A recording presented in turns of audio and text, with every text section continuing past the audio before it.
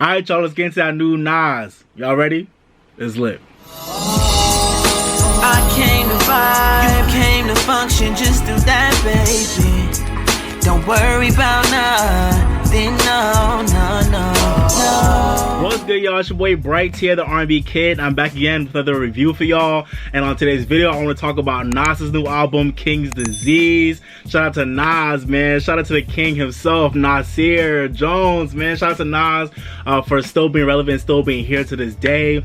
He literally put out Automatic like the week before I was born, which is crazy enough in itself. And like he said on this album, 27 summers, he's still here, he's still relevant. You know, one of our legends, one of our kings in hip-hop. And I'm just so proud of him to still see him here and, you know, just putting out music that's still, you know, touching the culture still to this day. You know, I love that.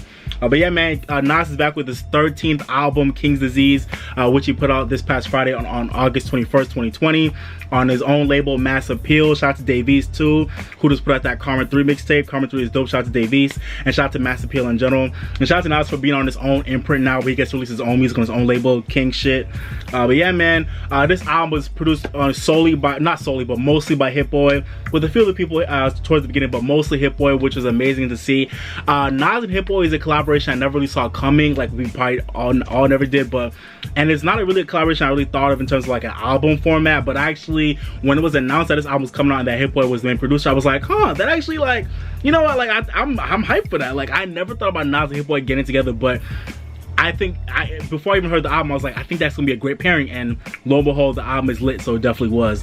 But yeah, man, Hit Boy throughout this whole album. I think this album is interesting because this might be the Nas album that I feel like has had the quietest like rollout in a way, but it still doesn't feel like any less grand than a Nas album should feel at this point in his career, you know what I'm saying? So that's shout out to Nas for that. But I do feel like this is a quiet rollout, mostly because he kind of announced it right before he dropped it, which is cool. Like, Nas can do that compared to, like, you know, younger acts. But I do kind of wish there was like more I kind of wish it was like more like hype, not hype because there's hype, but I wish there was like more done around the album rollout. But at the end of the day, we're in quarantine, we're in the middle of a pandemic, and Nas is a legend, so he don't really need all that. But it would have been cool to see Nas kind of do a little bit more to promote the album besides doing interviews and stuff like that. But you know, like I said, Nas is a legend, so he don't need all that. It's all good. And then this is the album that follows Nasir back in 2018. And y'all remember that whole time back in the summer of 2018 where pretty much all good music dropped like 7-track albums. That was an interesting time. But I actually one of the people, y'all remember I did a reaction to that album. I'm actually one of the people that actually really did I didn't like love the Nasir album, but I thought it was pretty good. Like, I didn't think it was a bad album. I think a lot of people like just don't like that album, which I don't really understand why, because it definitely wasn't Nas's best album at all, and it definitely wasn't a masterpiece, but I don't think it was a bad album. I think it had a lot of gems on it. Cop Shot the Kid, Adam and Eve, the track with The Dream, Everything, that track is amazing. Like, bro, like, everything is an amazing track. Like, that album had gems on it, so it definitely wasn't a masterpiece at all, and you could definitely tell it was rushed. I think Nas even kind of talked about that on his Breakfast Club interview that he did a few days ago. He kind of said that like him and Kanye didn't really have the time to like really lock in the way he usually likes to for a project, and that makes sense when you look back on it. Nasir definitely sounded rushed, but I still thought even with what him and Kanye did on our project, it wasn't as good as it could have been, but I don't think it was a bad album. But let me know what y'all think about Nasir. I did a whole reaction to the album, so you can go check it out. I think y'all loved that one because that one got a lot of views, so go check that one out. Alright, but now off of Nasir, let's get back to King's Disease. This is Nas really in his bag, with, you know, kind of just giving us a snapshot as to where he's at mentally right now in his life, you know, on some grown man hip-hop shit. Like, you know, he really is an elder statesman of hip-hop, and this album I think is a amazing showcase of that. In terms of my overall thoughts about this album, I think this album is pretty dope. I feel like this is Nas literally coming back into his bag and into, I think, really getting back into his ability to make a seamless, you know, really well put together, well executed, and well envisioned, you know, like classic rap project. I think this is a really good project. I don't think this is a masterpiece. At least I can't say it yet. I don't know if I wouldn't say this album is going into masterpiece or classic territory as of yet. It could with more time and just with more, you know, with more impact on the culture. But I think, you know, as of this album just coming out, I think it's a solid project. In terms of themes, I really love that Nas, you know, with his position in hip-hop as an elder statesman, really uses this album to get out a lot of themes related to, you know, just him having been through the game and having been through all the bullshit, having been through all the negative stuff, you know, all the women, money, you know, bad contracts, you know, being let down by people, all the stuff he's been through in life. He really talked about how you know, he's at a place right now in his life where he's been more reflective more than ever. I think a part of that was quarantine mixed with just the fact that I feel like Nas has like kind of said all he really needs to say in a major way. So this album, you kind of felt that like Nas wasn't really trying to like, he wasn't trying to like tell you anything new. He wasn't trying to force any messages, but he really was like honestly like expressing, I feel like, all the lessons he's learned in his life up until this point, and how how that's affected like the way he's moving these days. You know what I'm saying? Like this album, I feel like really was like a good check-in with you know, with his fans and with the culture as to like where he's at mentally and how he's moving these days. You know what I'm saying? Like I feel like he's more wise than he's ever been. He dropped so many gems on this album related to, you know, just like the state of blackness in this country right now, with everything going on with the Black Lives Matter movement, and just like, you know, the racial strife that has tore apart this country forever and ever. Like Nas touched upon his thoughts on that. He touched upon his thoughts about King's disease, really, which on this album, I guess he kind of like, I actually looked up, but King's disease is like an actual like disease that's that I don't think is actually connected to what Nas is talking about specifically, but it's like a chemical disease that kind of like, I think, produces gout. But with this album, Nas kind of flipped it in a really cool way to explain that, like, I think in his mind, King's disease is like the disease that represents like when you got a man that's just out here doing too much. You know, he's out here with every other chick, out here, you know, spending money, probably getting money in some, you know, some not so legal ways, you know, just you know, drugs, drinking, you know, just he's just doing too much, and he doesn't really have like a way to like, you know, stop and like limit and control himself, and you know, there's no one around him that's like, you know, helping him like, you know, get back to the center. So, you know, I think talking from his experience of being someone who's been through the game, like I said, he's been through all that shit. He's been through all the, you know, the highs and lows of the rap game, and like all the addictive shit that comes with the rap game, with the fame, with the celebrity, with the money, with the clout, with all that stuff. Like, you know, from his experience, Nas really dealt with all that. So I feel like on this album, he really was able to kind of like illustrate that feeling of knowing that like you've been through all that, and like knowing that none of that was really worth your sanity, and none of that stuff is worth like your wholeness and your integrity as a man. You know what I'm saying? So that's what I really appreciate Nas for with the messaging of this album. He really got off so many messages about just kind of him being in a better place in his life, where he doesn't need all the extra stuff that he had back in the day to feel like to feel secure in himself and to feel like he's the legend that he is. You know what I'm saying? And I feel like he's really giving game to all the younger cats in the game right now, in terms of like just making sure that you're not gonna get King's disease by making sure you're having self-control, and make sure you're not going too hard with things that kind of just like distract people who have money, who have clout, who have fame. Like, not getting too wrapped up into all that stuff because of what it can do to your body and what it could do to your soul and your spirit. So I feel like that's just generally what Nas is talking about this album. Nas also got into he also got into a lot of like relationship stuff too, talking about his relationship with women in his past, like we all know about with him and Khalees. Yeah, so with that 3-pack, like in the middle of the album, Replace Me, Till the War's Won, All Bad, who's really getting to his experiences with women in his life and all the lessons he's learned from dealing with women in his life, and all really also just about how, like, especially as Black people, we all need to stick together and work through our relationship issues, whether that's with our families or with our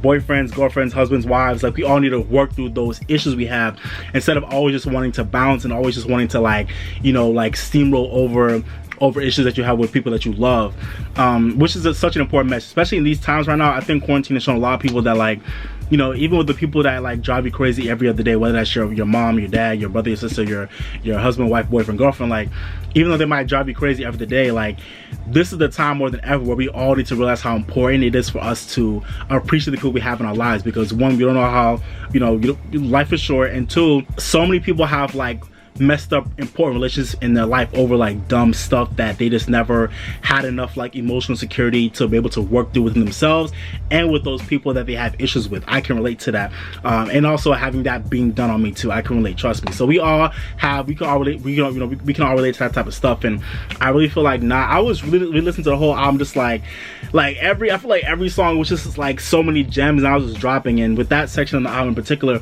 I was so happy that Nas really putting it out there how important it is for us to be able to work through relationship drama, you know, because a lot of times, like, I feel like there's so many people in life who threw away relationships that didn't need to be, didn't need to be thrown away because, you know, one or two of those people couldn't really sit down in a mature way and like think about it and figure it out. And so yeah, I feel like that's what he's talking about. Until the War is Won. We all, you know, black love is strong, it's real, and we gotta make sure like we really fight and hold on to black love for those who have it until the war is won, because, you know, we all be out fighting each other, but we have so many other things to fight outside of ourselves. We need to, you know, we need to stay together so we can fight the world that doesn't want us to exist and prevail, you know. So that's what Nas was really getting to on this album, especially on that part of the album. Yeah, other than that, you know, he was just getting off his king shit, you know, talk about, you know, his legendary status in rap, you know, the man he is now, all the things he's learned, you know, all the things he's been through, like, you know, how mature he is, like, you know, just how seasoned and how content his life is now too, while still getting off, you know, every other line, he still got off like his braggadocious shit too, you know. That's Nas, that's typical Nas cool shit. Y'all know Nas is one of the coolest cats in hip-hop, so of course he gotta get off his, like, you know, his little finesse shit every once in a while too. But for the most part, this album was really an album where I feel like he was just kind of doing like a check-in with his fans and checking with the culture about where he's at, and really just putting people up on game as to like what he sees King's Disease as being, you know. So, and I really feel like I like the theme of this album being King's Disease, because I think we're at a time right now in hip-hop where we are seeing so many people succumb to their own vices and their own demons, and not really having an outlet to really express, or not really having an outlet to really like gain some self-control over the things that they're like, you know, that are kind of like bringing them down, even though they might not realize it. Whether it's money, whether it's women, whether it's drugs, you know, whether it's alcohol, whether it's clout and fame and all that stuff, you know what I'm saying? Like, so this album is an album where I really feel like Nas just, you know, reminding all of us and really putting us all up on game about how to, like, you know, remain true to yourself and remain strong and steadfast and remain powerfully and unapologetically black too, for all my brothers and sisters out there. Shout out to Ultra Black. And honestly, I don't really think that whole Doja Cat line was a big deal, to be honest. Shout out to Doja Cat. I think she took on the chin pretty well. She said, y'all, you know, y'all got, you know, she said, y'all know got a new song Nas coming out, right? Apparently, you know, it's an acronym for niggas ain't shit, which is funny enough in itself. But shout out to Doja Cat. I think she's a good sport about it. But Nas said he didn't mean nothing by it. He was just making, you know, he was just making raps, and, you know, Doja Cat line with, you know, it rhymed with whatever line he said right before. So it, you know, it's not a big of a deal. But yeah, man, I really love this album. Like I said, I don't think it's like a masterpiece, but this is definitely one of my strongest, definitely to me one of the strongest albums of the year so far, and definitely one of my personal favorite hip-hop albums of the year so far. I think this is a strong project. I'm so proud of Nas for still being this nice on the mic at this point in his career. Shout out to Hit Boy. We can't give enough thanks to Hit Boy for lacing the hell out of this album with these beats. These beats are fire. Hit Boy killed these beats. He really found a really good pocket with Nas, and I love what him and Nas did on this album. You can really tell they really took their time to craft all these songs. They really took their time to sequence it out in a really good way. The sequencing made sense. The flow felt good. And I feel like this album, to me, it didn't feel like it had too many features in it. I feel like the feature count was good enough. It didn't feel like it was too many features. So I feel like Nas felt like enough of a presence on this album, but I still appreciate the fact that he also had a lot of, like, you know, contemporary artists helping to kind of connect, really connect, you know, the two different generations that we're kind of dealing with now, with like his generation and the new generation. So I loved having Don Toliver on Replace Me. I thought he sounded so good on that hook. Big Sean's verse is okay, but, you know, shout out to Big Sean. I liked Lil Durk Until the War is Won. Shout out to Anderson .Paak on All Bad. That's not my favorite track off the album, but I love Anderson .Paak, and I appreciate it. I really feel like Nas and Anderson .Paak are definitely a good matchup, so they did good on that track. Shout out to Brucey B for the older generation. And for the older generation, we also got The Firm on Full Circle, which was such a dope moment for hip-hop. Shout out to AZ, Foxy Brown, and Cormega. AZ is still spitting like nobody's business. It doesn't make sense how AZ is still this nice. Shout out to AZ. That man deserves way more in hip-hop, but it's all good though. But shout out to AZ, he killed that. Foxy Brown killed her hook. She was so in her pocket. I'm not really that familiar with Cormega, but he did his thing on that song too. So shout out to The Firm. They killed Full Circle. That was definitely a highlight for me off this album. And shout out to 504 and A$AP Ferg on Spicy, one of my other favorite tracks off this album. So yeah, man, let me get to my favorite tracks. There's no tracks off this album that I really didn't like at all, so I liked every track for the most part. But my favorite tracks off this album, definitely I say King's Disease, the intro track. Car 85 with Charlie Wilson was dope. Shout out to Charlie Wilson. Ultra Black, I love that track. 27 Summers, the beat on 27 Summers is so lit. Shout out to that beat. I love the beat on 27 Summers. And that beat just, that song just feels like, you know, like you on your G shit, you on your boss shit. Like, yeah, I'm still here after 27 Summers. Like, what's up? Like, that's so inspirational, man. Shout out to 27 Summers. That one gets me hyped. Shout out to Replace Me. I definitely love that track. One of my highlights off the album. I know a lot of people don't like Replace Me, but I love Replace Me. I love the production of that song. I love Don Toliver's voice on the hook. Like Big Sean's alright, like I said, Big Sean's alright, but I love that song. I love what it's talking about, you know, about not wanting to easily replace someone you love over some bullshit, you know what I'm saying? Which is important. Till the War is Won, I love that track. Full Circles is another favorite track, and I also love 10 Points too, and Spicy. Honestly, Spicy would be a cool single too. Spicy is a banger. I love Spicy. Shout out to A$AP Ferg. Dun dun dun, boom, bum bum bum. I love that track. Shout out to Spicy. Nice little way to end off the album as like a bonus track vibe. It was cool. But yeah, man, this album was pretty dope from head to toe. I'm proud of Nas for this project. I don't have many complaints. If anything, I really don't have that many complaints. Like usually I say like I wanted some other producers or I wanted him to add some themes in, but I think this is a pretty tight album. I think Hit Boy killed the production with, you know, with the help of some other people. Yeah, I was cool with the features. There's no track I really dislike that much. So all in all, I'm really proud of Nas. Shout out to him on this album. I'm looking forward to seeing what this does for the culture. I feel like this album definitely will be one of my you know, top albums of the year when the year's over. Hopefully he can get some Grammy love because Nas deserves it. But if he doesn't, it doesn't matter. Nas is still Nas at the end of the day. But yeah, man. So those are my favorite tracks. My rating for this album, I was going back and forth between a 3.5 and a 4. I feel like a 2.5 could be fair, but this album is really fire, so I'm gonna give this album a 4 out of 5. I feel like that makes sense. I feel like that's a fair rating.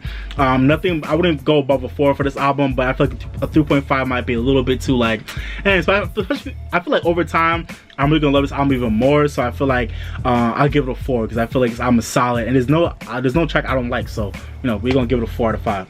So yeah, man, that was my review of Nas's album King's Disease. Let me know what y'all thought about the album. I gave y'all my thoughts on all the tracks. I gave y'all my thoughts on the album. I gave y'all my rating. But now let me know what y'all thought about the album. Did y'all love this album? Did y'all think it was okay? Did y'all hate it? I hope y'all didn't hate it because this album is fire. But let me know down below what y'all thought about this album. Let me know what y'all favorite tracks were, and let me know what y'all think about Nas at this point in his career. You know, let me know how you think this album will impact the game, if any.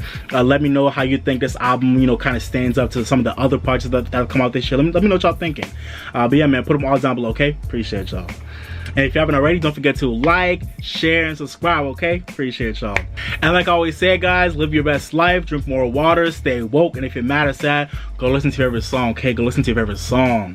Alright, y'all, but I'm about to be out. Thank you guys for watching. I appreciate it. Hope you guys are staying safe. Hope you guys are staying sane during these hard times. Please keep yourself happy. Keep yourself busy. You know, just keep yourself, you know, doing what you love that brings you happiness, that brings you joy in these dark-ass, weird-ass times we're living in. But yeah, man, hope you guys are doing okay. I hope you guys enjoyed the video. And as always, guys, arrest the cops that killed Breonna Taylor. We need them arrested now, point blank, in a period, no questions asked. This is ridiculous.